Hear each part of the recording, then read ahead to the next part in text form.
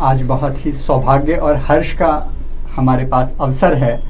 पूज्य स्वामी जी किसी परिचय के मोहताज नहीं हैं, वो आज हमारे साथ हैं। स्वामी जी, सबसे पहले तो आपका अभिनंदन और हमारे लिए खुशकिस्मती कि आपका सानिध्य आज हमें मिला। हे मनुष्य, बाबा के दरबार में आओ तो घंटी बजा के आना। रचित जी, बहुत बहुत धन्यवाद, बहुत बहुत साधुवाद आपको। आप जैसे बच्चों ने, युवाओं ने आज हमारे मन में ये आशा जगाई है कि सनातन धर्म बच भी सकता है, यहाँ मानवता भारतवर्ष में बच भी सकती है। आप लोगों ने जो कमाल किया है, आप लोगों ने जो संघर्ष की राह सनातन धर्म के मानने वाले और सच्चे देशभक्तों को दिखाई है, मैं उसके लिए आपका अभिनंदन करता हूं और मैं गर्व महसूस करता हूं आपके जैसे युवाओं के साथ बैठने में। तो आपको बहुत बहुत साधुवाद है कि आपने मुझे यहाँ बुलाया, आमंत्रित किया और मुझे अपने साथ बैठने का सौभाग्य दिया।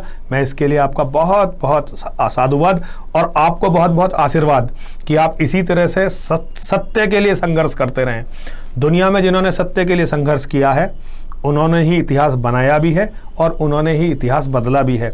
आपका जो ये YouTube चैनल सब लोकतंत्र है, मैं इसका लगातार व्यूअर हूँ और मैं आपसे और आपके जैसे कुछ और यूट्यूबर्स हैं, जिन्होंने, यूट्यूबर्स नहीं कहूँगा मैंने कहूँगा सच्चे पत्रकार हैं, जैसे अंकुर आर्य जी हैं और राहुल आर्य भी हैं और अजीत भारती जी हैं। आपके जैसे युवाओं ने आज सनातन की पीड़ा को दुनिया के सामने रखा है। मैं आप सभी का बहुत बहुत हृदय की गहराइयों से अभिनंदन करता हूं, आप लोगों को बहुत बहुत आशीर्वाद देता हूं। स्वामी जी, एक तो जब से हमने ये घोषणा की कि आप हमारे पास आ रहे हैं अपने दर्शन देने के लिए, तो आपके जो प्रशंसक हैं उनमें एक जिज्ञासा है कि मैं ठहरा व्यंग रस का जी और आप हैं वीर रस और भक्ति रस के। जी जी जी तो हमारा क्या मेल? देखिए रचित जी, वीर रस का होना बड़ी बात नहीं है, भक्ति रस का होना भी बड़ी बात नहीं है। वीर रस के और भक्ति रस के आपको यहाँ लाखों लोग मिलेंगे, करोड़ों लोग मिलेंगे, लेकिन सत्य को व्यंग की भाषा में बोलना, जो सच है, कड़वा सच, इस तरह से बोलना व्यंग की भाषा में कि वो आम आदमी भी उसे समझे और उसके दिल में उतर जाए। आपकी ये कला का मैं बहुत बड़ा प्रशंसक हूँ। आपका बहुत बहुत साधुवाद है कि आपने व्यंग में सत्य को स्थापित किया है। व्यंग जैसी विधा में सत्य को स्थापित करना, ये अपने आप में एक बहुत बड़ा कार्य है और ये आप पर भगवान की, परमात्मा की, मेरे हिसाब से अगर बोलें तो माँ की और महादेव की कृपा है कि आप इस कठिन कार्य को कर पाए। और देखिए, हमेशा नेगेटिव और पॉजिटिव पोल मिलते हैं, साउथ और ठीक है जी, नॉर्थ और साउथ पोल मिलते हैं। अब आप व्यंग के हैं, हम लड़ने वाले हैं, तो जब भी तो अच्छा बनेगा कार्यक्रम।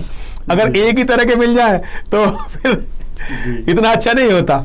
तो दो अलग अलग विधाओं के अगर लोग मिलते हैं तो ये एक बड़ा अच्छा कॉकटेल होगा आपके प्रशंसकों के लिए भी और जो मेरे बच्चे हैं, मेरे शिष्य हैं, उनके लिए भी। जी स्वामी जी, एक प्रश्न हमारी युवा पीढ़ी का रहता है, एक चिंता रहती है, एक जिज्ञासा रहती है जी कि जब हम अपने धर्म ग्रंथों की बात करते हैं तो श्रीमद् भगवद गीता के बारे में जी कहीं ना कहीं बात करने में हम संकोच करते हैं, हमारे शिक्षक संकोच करते हैं, हमारी जो पिछली पीढ़ी है वो संकोच करती है हमें वो सिखाने में।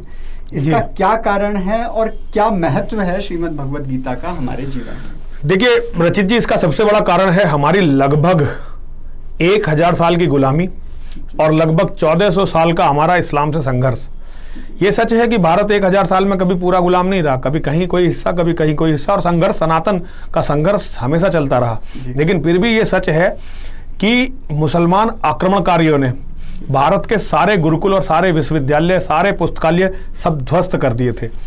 और एक बहुत बड़ा कार्य, जो हमें लगता था ना कि ये अनपढ़ और जाहिल है मुसलमान अनपढ़ जाहिल नहीं थे, वो बहुत बड़े शिकारी थे। और शिकारी की एक टेंडेंसी होती है कि वो जिसका शिकार करने जाता है उसकी आदतों का अध्ययन करता है।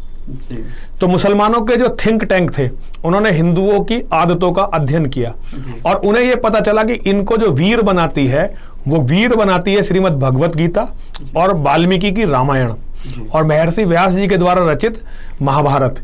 ये इनकी जो कथाएं हिंदुओं में चलती हैं, ये हिंदुओं को वीर बनाती हैं। अब उन्होंने कहा कि भाई इस कौम को अगर लुंज पुंज बनाना है तो वो कैसे बनाया जाए। तो उन्होंने एक षड्यंत्र के तहत कुछ बड़े धर्मगुरुओं को पैसा देकर और तलवार का गर्दन काटने का डर दिखाकर। देखिए दोनों ही बातें थी। सब लोग ऐसा नहीं कि पैसे पर बिके, लेकिन बहुत सारे ऐसे लोग थे जो कुछ पैसे पर बिके और कुछ अपनी जान के डर से, और ऐसे लाखों लोग थे जिन्होंने बिकने से इंकार कर दिया, उनकी गर्दनें काट दी गई। तो समाज में धर्म गुरुओं का एक ऐसा तबका प्लांट किया गया जिसने ये बताया कि अगर तुम महाभारत अपने घर में रखोगे तो तुम्हारे घर में लड़ाई हो जाएगी। आज भी हिंदू के जनमानस में एक भय होता है, जबकि महाभारत अगर घर में रखेंगे, महाभारत का अध्ययन करेंगे तो आपको अच्छी शिक्षा मिलेगी। और ये कभी संभव नहीं है कि महाभारत पढ़ के बुद्धि खराब हो। महाभारत पढ़कर बुद्धि शुद्ध होती है कि तुमने अगर अपने घर में, अपने परिवार में कुछ गलत कार्य किया तो उसका दंड तुम्हें ऐसा मिलेगा। महाभारत जो है अधर्म पर धर्म की विजय का ग्रंथ है। और वही गीता के बारे में हुआ। गीता के बारे में बड़ा एक अंधविश्वास प्रचलित करवाया गया कि भाई जो गीता पढ़ते हैं वो गीता पढ़ के वैरागी हो जाते हैं, जबकि रचित जी ये बिल्कुल ये बहुत बड़ा झूठ है। अर्जुन जो वैरागी हो चुका था मन से, जब युद्ध के मैदान में, महाभारत का युद्ध चलने वाला था, युद्ध के मैदान में जब अर्जुन ने अपने सारे रिश्तेदारों को सामने प्रतिपक्ष में खड़ा हुआ देखा, सबसे पहले देखा अपने दादा को, जिसकी उंगली पकड़कर अर्जुन ने चलना सीखा, जिनके कंधों पर बैठकर अर्जुन ने दुनिया को देखना सीखा। दादा भीष्म आज सामने खड़े हुए हैं, अधर्म के साथ हैं, बराबर में खड़े हैं, उनके बराबर में खड़े हैं आचार्य द्रोण। आचार्य द्रोण जिन्होंने अर्जुन को दुनिया का सर्वश्रेष्ठ धनुर्धर बनाया, जो ज्ञान आचार्य द्रोण ने अर्जुन को दिया वो उन्होंने अपने बेटे अश्वत्थामा को भी नहीं दिया। बहुत सारे ऐसे अस्त्र शस्त्र थे जो उन्होंने अर्जुन को सिखाए, अश्वत्थामा को नहीं सिखाए। फिर देखता आचार्य कृपाचार्य जी का पांडवों में बड़ा मन था। फिर बराबर में देखता है कि उसका मामा खड़ा हुआ है, अर्जुन का मामा राजा शल्य। तो इस तरह से देखता है कि, और आज अर्जुन को ये याद आता है कि जो सामने खड़ा हुआ दुर्योधन है, ये भी आखिर में है तो भाई। और अर्जुन का रक्त जो है पानी हो जाता है, वो अपना धनुष छोड़ देता है और कहता है मैं युद्ध से पलायन करूंगा। उस समय भगवान उसे रोकते हैं और भगवान उस बैरागी को कर्मयोगी बनाते हैं। और अर्जुन महानायक हैं। केवल अर्जुन महाभारत के महानायक नहीं है, अर्जुन सनातन धर्म के महानायक हैं, जिनके कंधों पर अधर्म की समाप्ति का बहुत बड़ा गुरुतर भार भगवान श्री कृष्ण ने रखा था। तो अर्जुन को वैराग्य से कर्मयोग तक को ले जाने की जो कथा है वो गीता है। जो, और देखिए दुनिया के अंदर केवल एक किताब है जिसके बारे में कहा गया है कि वो परमात्मा ने मानव को दी है। हमारे यहाँ बहुत सारी विचारधाराएं, जिसमें जैसे आर्य समाज है, वो भगवान श्री कृष्ण को परमात्मा नहीं मानते, लेकिन अवतार नहीं मानते, लेकिन महामानव तो मानते हैं ना। तो हमारे यहाँ बाकी सनातन धर्मी करते हैं कि ये हमें भगवान ने गीता दी है। एकमात्र ग्रंथ दुनिया में जिस पर यह दावा है कि वो भगवान ने दिया। कुरान को कहते हैं कि कुरान किसी फरिश्ते को मिली और उस फरिश्ते ने आके मोहम्मद के कान में फुसफुसाया, और फिर बकरियों के माध्यम से और चरवाहों के माध्यम से और लुटेरों के माध्यम से वो इस्लाम तक पहुंची। 300 साल बाद, मोहम्मद की मौत के 300 साल बाद ये कुरान जो है इस्लाम मुसलमानों तक पहुंची है, जो आज की कुरान है। ये इसका एक सत्य है। बाइबल के बारे में कहा जाता है कि इसमें जो है जो कृत्य हैं वो ईश्वर के पुत्र के हैं। पूरी दुनिया में केवल एक भगवत गीता है जो ईश्वर की प्रदत्त पुस्तक है। हम लोगों को भगवत गीता का सम्मान करना था, लेकिन मुसलमान आक्रमणकारियों ने भगवान कृष्ण का जो चरित्र हनन किया। एक रचित जी, इस तरह के इंटरव्यू में समय बहुत कम होता है, लेकिन फिर भी मैं आपको एक बहुत अति महत्वपूर्ण बात बताना चाहता हूँ। आपकी उम्र कितनी है रचित जी? 35 साल। तो आप अभी जब जाएं तो अपने पिताजी से पूछिए, आपके पिताजी की पीढ़ी जो थी, आपके पिताजी की उम्र लगभग 60 साल के आसपास होगी, ठीक है। उनकी जो पीढ़ी थी, उनकी पीढ़ी को 14 साल 15 साल तक ये नहीं पता होता था कि नेकर क्यों पहनना, और वो लोग नंगे घूमते। मतलब ये अजीब लगेगा सुनने में, क्योंकि उन्हें पता ही नहीं था, उनके मन में कोई गंदगी नहीं थी, कोई पाप नहीं था, तो छिपाने की कोशिश नहीं थी। 12-13 साल तक हमारे यहाँ ये परंपरा थी। गाँवों में लड़कों को पता ही नहीं था, क्योंकि घेर में रहते थे तो नंगे घूमते थे।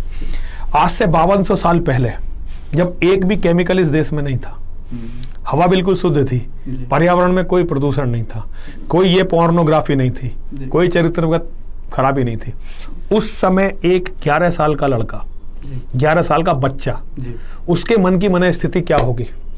और एक तो भगवान श्री कृष्ण पर जो ये लांछन लगाया जाता है कि उन्होंने 11 साल तक रासलीला रचाई, और ये झूठा जो लांछन है, तो हिंदुओं के भगवान के प्रति हिंदुओं में वितृष्णा डालने के लिए, जिससे बौद्धिक हिंदू उससे अलग हो जाए, एक ऐसा रचाया गया कि कृष्ण एक ऐसा व्यक्ति था जिसे गांव की रहने वाली सारी महिलाएं अपना पति समझती थी। और वो व्याभिचार में लिप्त था, वो उनके साथ रासलीला करता था, वो उनके वस्त्र चुराता था।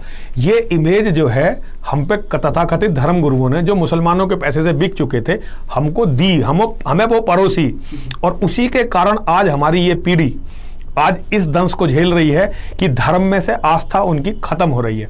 देखिए रचित जी, आपने अपने गांव, कुछ दिन गांव में रहे, आप नहीं रहे जी।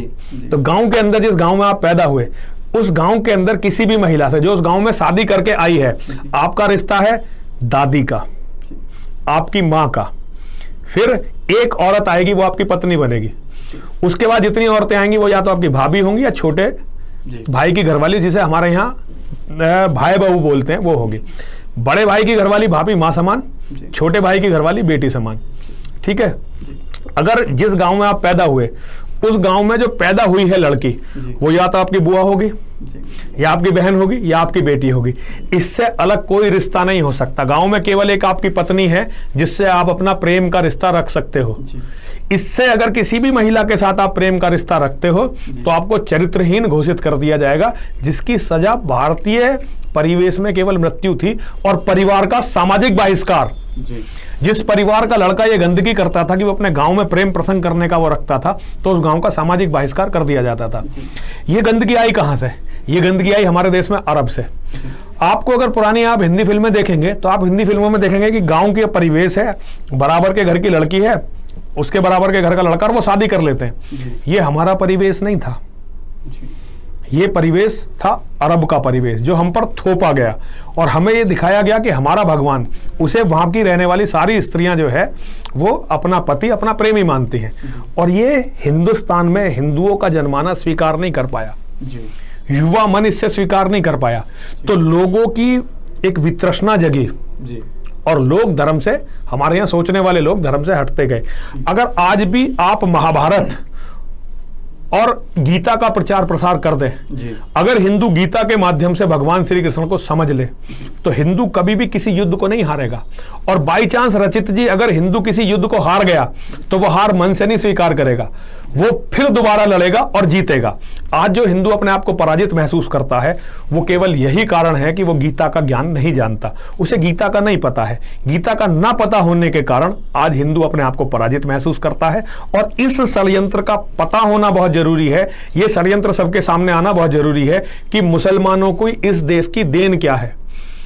टूटे हुए मंदिर ही नहीं है देश को, इस देश को देन, टूटे हुए गुरुकुल, टूटे हुए विश्वविद्यालय, जले हुए पुस्तकालय और ज्ञान का विलुप्त होना, अज्ञान का आना, अंधविश्वास का आना, ये हमारे धर्म में देन है। जौहर प्रथा का आना, सती प्रथा का आना, बालिका वध का आना, और बाल विवाह का आना, पर्दा प्रथा, हमारे यहाँ ये जो देन है, ये विदेशी लुटेरों की, विदेशी आक्रमणकारियों की देन है, जिस पर बड़े गहन शोध की आवश्यकता है। स्वामी जी, आज युवा जो गीता पढ़ना भी चाहते हैं, उनके मन में एक जिज्ञासा रहती है और एक कठिनाई का उन्हें सामना करना पड़ता है। उनको लगता है गीता बहुत कठिन है। रचित जी, गीता जितनी आसान दुनिया में कोई चीज नहीं है।